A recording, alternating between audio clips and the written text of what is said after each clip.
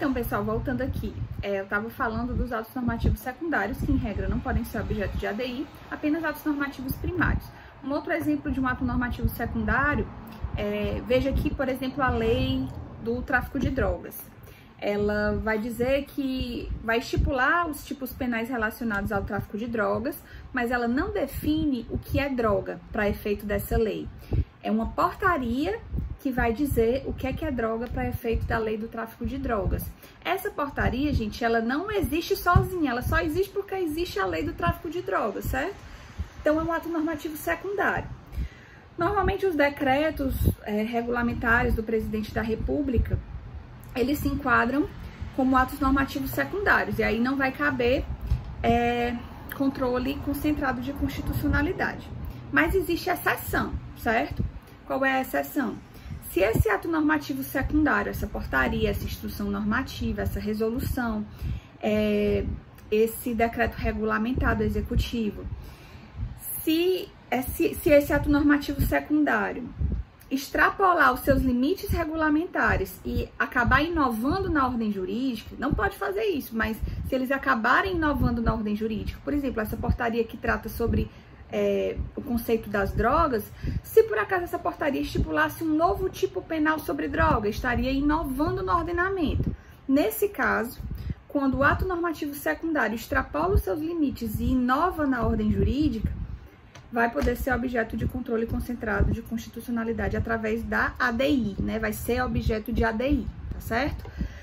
Então, tem a lei, por exemplo, do Estatuto do Desarmamento, e o presidente da República, no início do ano passado, fez um decreto aí, flexibilizando o porte de armas, ou foi a posse, não lembro muito bem, para algumas profissões, para advogados, caminhoneiros e tal. Esse decreto, ele está inovando na ordem jurídica, porque ele o que é que o decreto poderia fazer? Conceituar o que é arma, por exemplo, especificar melhor dentro da lei o que é considerado arma para efeito do Estatuto do Desarmamento, mas o presidente foi além e estipulou hipóteses de porte ou de posse de armas, não lembro exatamente como era. E aí foi objeto de ADI. E por quê? Porque, embora seja um ato normativo secundário, o presidente estava só regulamentando a lei do Estatuto do Desarmamento, acabou inovando na ordem jurídica, extrapolando os seus limites regulamentares. E aí, nesse caso, existe uma violação do princípio da reserva legal. Esse ato normativo secundário, ele está extrapolando os seus limites e inovando na ordem jurídica como se fosse um ato normativo primário, sem poder ser. Nesse caso, vai caber ADI em face desse ato normativo secundário, certo? Então, assim, em resumo, vão poder ser objeto de ADI leis e atos normativos primários, certo? E os atos normativos secundários apenas nos casos em que eles extrapolarem os seus limites regulamentares e realmente inovarem na ordem jurídica, porque aí eles vão estar se comportando como atos normativos primários, tá certo? Então, passando para frente, né? O que é que vai ser objeto de ADI? Leis e atos normativos federais, certo? Inclusive, leis e atos normativos federais e estaduais posteriores a 88, certo? Leis e atos normativos federais anteriores a 88 não vão poder ser objeto de ADI, tá? Porque não é possível declarar inconstitucional uma norma criada com outro parâmetro. Uma lei da década de 70, por exemplo, vai ter como parâmetro outra Constituição. Então, só vai caber ADI de leis e atos normativos federais ou estaduais criados depois de 88. Por quê? Porque é quando o parâmetro é a nossa Constituição atual, certo? Já falei sobre isso em outra aula. O que mais? A lei orgânica do Distrito Federal e leis distritais, desde que o Distrito Federal esteja no uso da competência estadual, certo? Por quê? O Distrito Federal, gente, se vocês lembrarem lá das aulas de Constitucional 2, vocês vão lembrar que o Distrito Federal, ele acumula as competências legislativas dos estados-membros e dos municípios, certo? O Distrito Federal não é dividido em município. Então, As competências legislativas municipais ficam para o Poder Legislativo do Distrito Federal, assim como as competências que são usualmente dos Estados-membros. Também fica a cargo do Distrito Federal legislar sobre esses temas. Então, o Distrito Federal acumula para si as competências legislativas municipais e estaduais. Quando o Distrito Federal estiver no uso da competência estadual, certo? Essa lei ou esse ato normativo vai poder ser objeto de ADI perante o Supremo Tribunal Federal, se contrariar a Constituição Federal de 88. Agora, se o Distrito Federal estiver no uso de sua competência municipal, aí não vai caber ADI. Por quê? Porque eu acabei de falar que só vai caber ADI em face de leis e atos normativos federais ou estaduais. Municipais não entra aqui para ADI, certo? Então, em resumo, leis e atos normativos federais ou estaduais posteriores a 88, não engloba aí leis e atos normativos estaduais anteriores a 88 e nem leis e atos normativos municipais, tá certo? A gente vai ver que cabe uma outra ação chamada de ADPF, vocês vão estudar lá na frente. O que mais? Em relação às competências do Distrito Federal, quando o Distrito Federal tiver no uso de sua competência estadual legislativa, né, vai caber ADI, vai poder ser objeto de ADI nessa lei ou esse ato normativo do Distrito Federal, mas quando estiver no uso da competência municipal não vai caber. Também pode ser objeto de ADI tratados internacionais incorporados ao Brasil, de qualquer natureza, sejam eles de direitos humanos ou eles tratando sobre outro tema. Tratados internacionais incorporados ao Brasil, né, ratificados pelo Brasil, podem ser objeto de controle de constitucionalidade, caso eles violem a nossa Constituição Federal, uma cláusula pétrea, por exemplo, certo? Veja que nós já vimos que os tratados internacionais, eles podem ser parâmetro para controle, certo? Tipo, se uma lei ou os tratados internacionais de direitos humanos, certo? Que são incorporados aqui no Brasil na forma de emenda constitucional, a gente já viu isso, eles são parâmetro para controle, ou seja, uma lei ou um ato normativo precisam seguir esse tratado internacional aí, né? Mas os tratados internacionais de direitos humanos incorporados ao Brasil, eles tanto podem ser parâmetro para controle, certo? Como eles podem ser objeto de controle. Quando? Quando esse tratado internacional violar, por exemplo, uma cláusula pétrea, certo? Imagine que o Brasil assine um tratado internacional que permita a pena de morte aqui no Brasil. Isso viola uma das nossas cláusulas pétreas. E aí, se esse tratado for incorporado aqui no Brasil, vai ser cabível ADI contra esse tratado internacional, porque ele está violando uma cláusula pétrea da nossa Constituição, certo? Tá dando para entender aí, ó. Então, os tratados internacionais ratificados pelo Brasil, qualquer um, de direitos humanos ou não, eles são objeto, podem ser, né? Objeto de controle de constitucionalidade, caso eles violem a nossa Constituição Federal, certo? E os tratados internacionais de direitos humanos ratificados pelo Brasil na forma de emenda constitucional, como nós já vimos, eles podem ser parâmetro para controle, tá certo? Que mais? Passando para o próximo item, o que é que não pode ser objeto de controle? Leis e atos normativos municipais, porque nós já vimos que não cabe ADI em face deles, vai caber uma outra ação chamada de ADPF, certo? Também, leis e atos normativos estaduais ou federais anteriores a 88 não vão poder ser objeto de ADI. Também não vai poder ser objeto de ADI súmulas, tá certo? Nem as normas constitucionais originárias não podem ser objeto de ADI. Projetos de lei ou propostas de emenda à Constituição não podem ser objeto de ADI. Leis já revogadas não podem ser objeto de ADI. Atos normativos privados, tipo contratos, tipo estatuto de um determinado condomínio ou de uma determinada empresa, contratos, acordos com convenções ou acordos coletivos de trabalho, também não pode ser, certo? Então, atos criados por entes privados não podem ser, porque a gente já viu que o controle de constitucionalidade, ele é necessariamente de atos criados pelo poder público, tá? Então, que aqui não vai ser objeto de controle, isso aí que eu falei, né? Leis ou atos normativos municipais, leis ou atos normativos federais e estaduais anteriores a 88, atos normativos privados, súmulas, normas constitucionais originárias, leis estrangeiras também, projetos de lei ou propostas de emenda à Constituição, leis já revogadas porque elas já saíram do ordenamento, não faz nem sentido fazer controle de constitucionalidade de uma lei que já não faz parte mais do ordenamento, e leis ou atos normativos de efeitos concretos também, tipo decretos de desapropriação, um decreto que susta a realização de uma licitação, decreto de nomeação de determinadas pessoas a determinados cargos, enfim, atos normativos de efeitos concretos você combate via, por exemplo, mandado de segurança. Você não combate via ADI, porque, como eu já disse, a ADI ela se propõe a uma análise em abstrato e não de casos concretos, tá certo?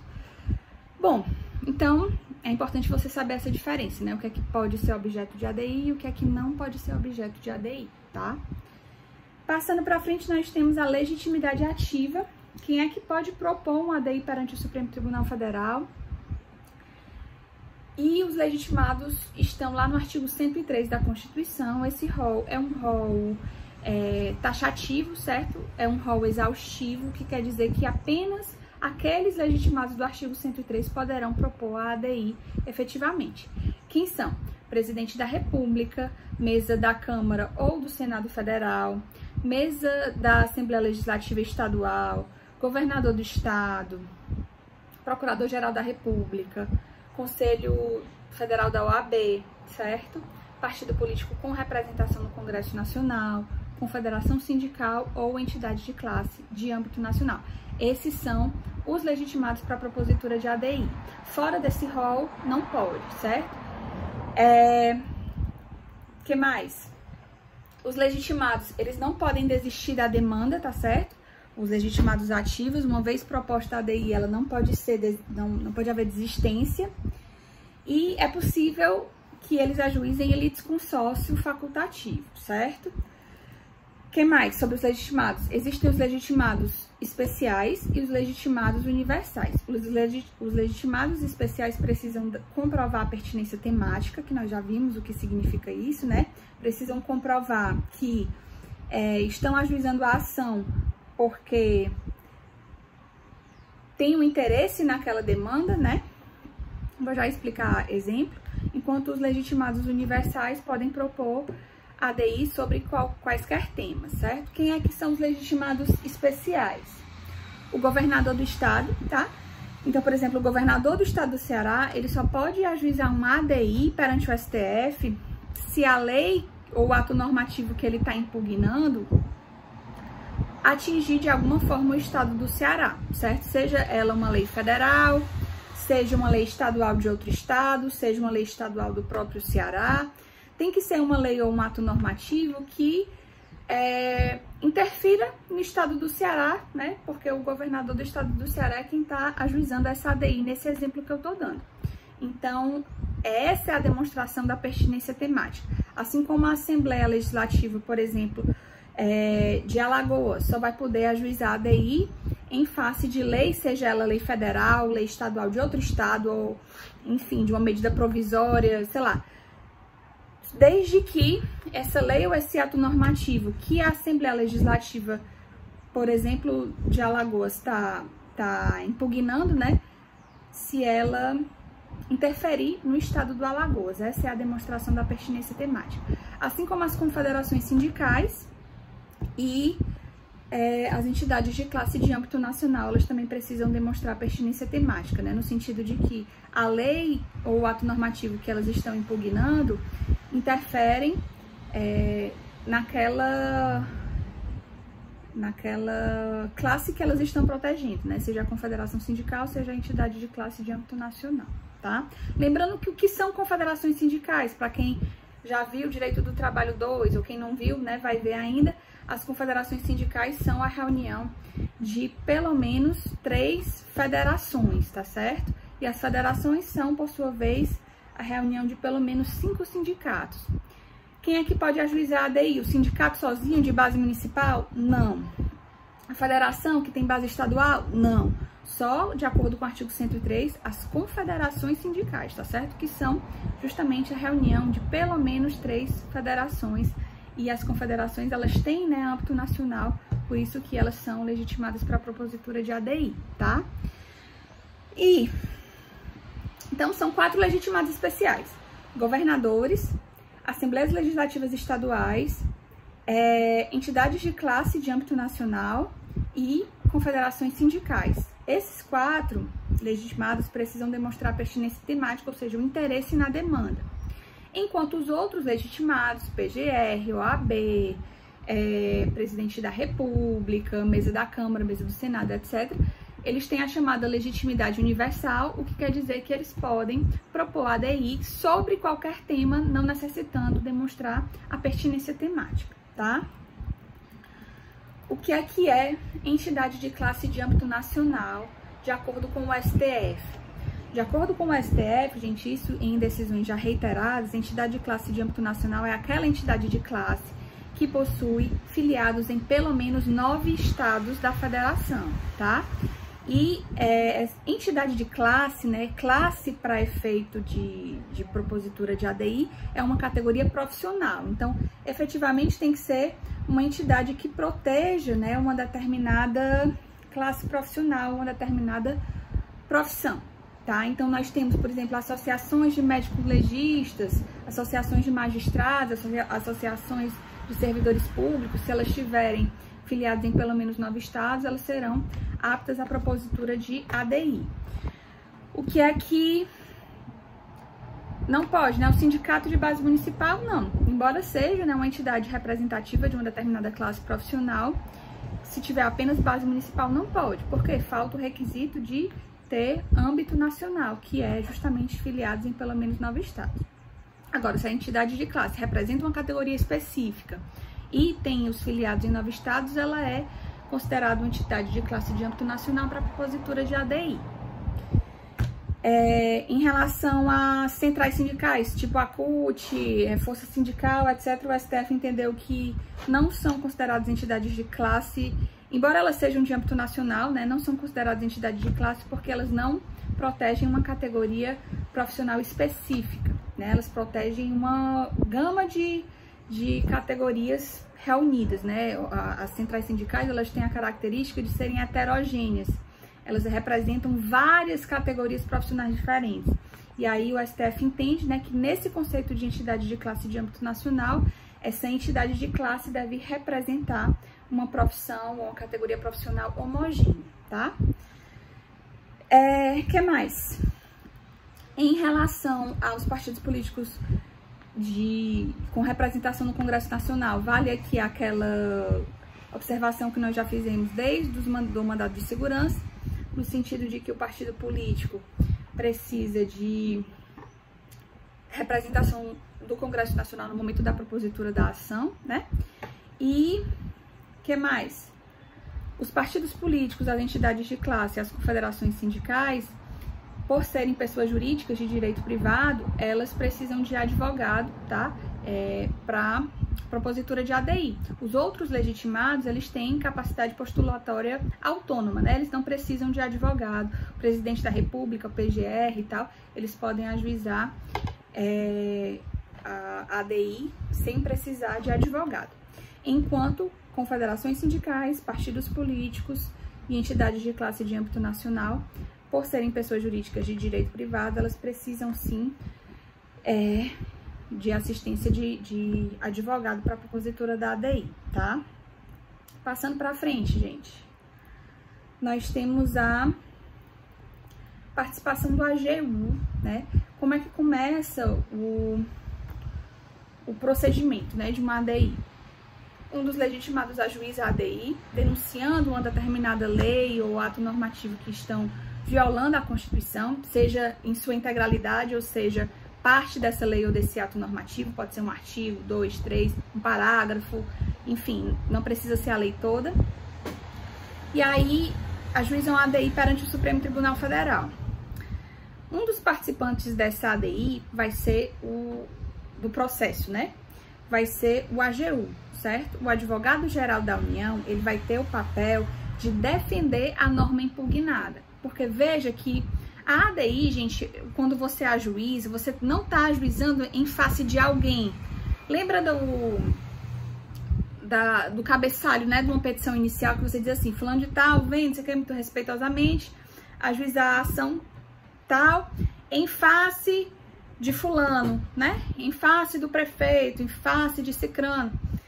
Sempre no processo civil comum, a gente ajuiza em face de outra pessoa, né? No caso da ADI, por se tratar de um processo objetivo, a gente não tá entrando, a gente não, né, os legitimados, não estão entrando contra alguém. Eles estão ajuizando a ação em face da lei, tá certo? Eles estão combatendo a lei. Eles estão entrando com a ação para retirar a lei do ordenamento. Então, não é em face de ninguém, é em face da lei, na verdade. E quem é que vai defender essa lei, né? Todo mundo precisa do contraditório da ampla defesa, até a própria da lei, né, que está sendo impugnada aí. Então, quando se ajuiza uma ADI, vai ser em face da lei tal ou em face da medida provisória tal. E o papel do AGU vai ser de defender essa lei ou esse ato normativo que estão sendo impugnados, certo? Ele é chamado pela doutrina de curador da constitucionalidade, porque ele vai ser o defensor da constitucionalidade daquela lei ou daquele ato normativo. Algum motivo existe para aquela lei ou para aquele ato normativo estarem em vigor, né? E o AGU, ele vai ter o papel de expor isso para o Supremo Tribunal Federal. Enquanto, de um lado, os autores da ação estão dizendo por que essa lei é incompatível com a Constituição, o AGU vai ser o papel, né, do advogado do diabo, né, no sentido de trazer os motivos pelos quais essa lei ou esse ato normativo são constitucionais e devem permanecer no ordenamento, tá? O que mais? Ele tem 15 dias, tá certo? Para fazer a defesa da norma impugnada. 15 dias úteis, certo? A gente está falando de prazos processuais. E o Procurador-Geral da República, ele também se manifesta em toda a AGU, toda a ADI, desculpa, tá? Tanto a AGU quanto o PGR devem se manifestar em todas as ADIs. O AGU faz esse papel de curador da constitucionalidade, como eu já disse, e a função do PGR vai ser... ele atua como fiscal da lei, tá? Ele vai ter independência funcional, ele pode se manifestar ou a favor da constitucionalidade da lei, ou a favor do autor, né, pedindo a inconstitucionalidade. Então, ele vai se manifestar dando a sua opinião sobre aquele caso, seja pela inconstitucionalidade ou seja pela constitucionalidade. Ele vai se manifestar depois do AGU, tá certo? Também tendo 15 dias para isso. O que mais? Em relação ao procedimento, né? A lei que regulamenta o procedimento da ADI, eu nem falei para vocês, mas é a lei 9868 de 99, tá certo? É uma lei importante, ela vai regulamentar a ADI, a ADC, a ADO, tá? Então é importante você dar uma lida, você fazer uma leitura atenta, na verdade, nos artigos da lei 9868. E lá diz que, como é que funciona? A ADI, ela vai ser ajuizada, depois o STF, ele vai enviar para o órgão que criou aquela norma para se manifestar, para aquele órgão que criou a norma, o presidente da República, o Congresso Nacional, por exemplo, se manifestarem por que criaram aquela lei ou aquele ato normativo. E aí isso vai ser feito no prazo de 30 dias úteis, depois segue para o AGU, depois segue para o PGR, tá? Em regra, a ADI não tem audiência, até porque não tem produção de prova, não tem caso concreto, né, a ser discutido, mas o STF pode abrir para audiências públicas, pode chamar a população, a sociedade civil, para participar de um modo democrático daquela decisão, já que ela vai ter efeitos erga omnes, efeitos vinculantes. Então, é possível que o STF convoque audiências públicas para que a sociedade civil possa participar das discussões, que elas normalmente envolvem temas que não são só estritamente jurídicos, mas existe uma repercussão social, econômica forte, né? E aí o STF pode convocar, não é obrigado a convocar, cabe ao relator daquela ADI convocar quando achar necessário, tá certo? Audiências públicas. A média de realização de audiências públicas é tipo de uma, duas por ano no máximo, certo? Que mais? O STF, gente, não está adstrito aos fundamentos invocados pelo autor da ação. Tipo assim, vamos supor que uma determinada lei esteja sendo impugnada, né? O autor da ação, o partido político, por exemplo, está dizendo que essa lei viola o princípio da isonomia. Essa é a fundamentação do autor da ação. O STF pode considerar essa lei mesmo inconstitucional, mas com base em outros fundamentos, tipo, não pela isonomia, que foi o alegado pelo autor, mas porque está violando, por exemplo, a liberdade, sei lá. Enfim, o que eu tô querendo dizer é que o STF não está adstrito aos fundamentos invocados pelo autor, certo? Mas, em regra, o STF está adstrito aos pedidos. Tipo assim, se o autor da ação pediu para o STF declarar inconstitucionais os artigos 1, 2, 3 de uma determinada lei, tá? Em regra, o STF vai ter que estar adstrito aos pedidos e só se manifestar sobre os artigos 1, 2, 3. A gente vai ver que tem uma exceçãozinha já, mas em regra o STF está adstrito aos pedidos do autor, tá? Só vai se manifestar sobre aqueles dispositivos ou aquela legislação que o autor da ação trouxe para discussão, tá? Que mais?